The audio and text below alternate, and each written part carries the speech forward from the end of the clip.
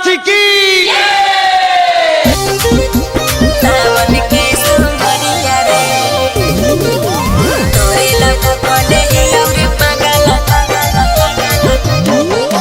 Ganpati recording studio Patna.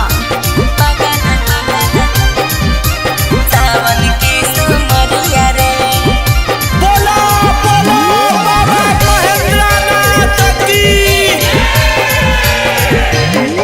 आगे जाहियो देवघर जल चढ़ावे लेली के कांवरिया गे, जाहियो देवघर जल चढ़ावे लेली के कांवरिया गे।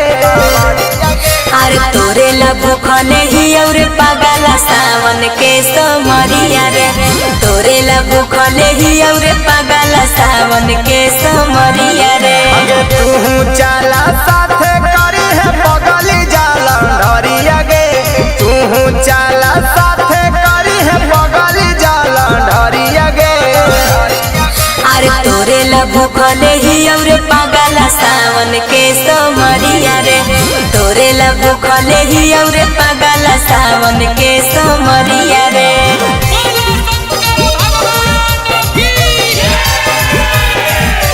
तोरे ला भूखले ही और पागला सावन के सोमरिया रे,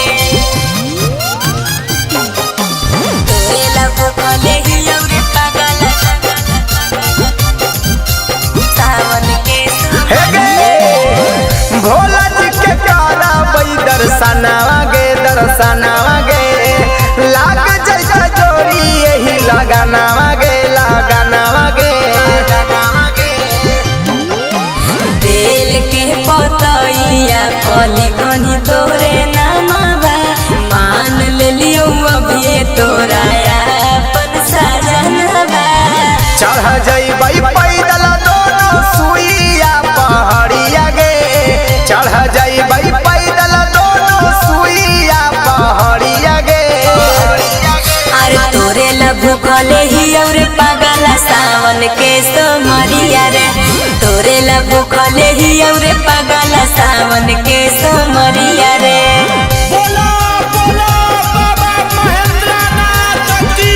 तोरे ला भूखले ही और पागला सावन के सोमरिया रे, सावन के सोमरिया रे।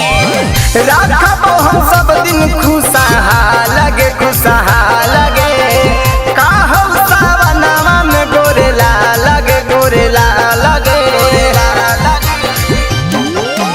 तू हमर भोला हही हम तोर पार्वती, तोरे ला चढ़ैली औरे हम बेलपति। पेन्हली है देवघर जा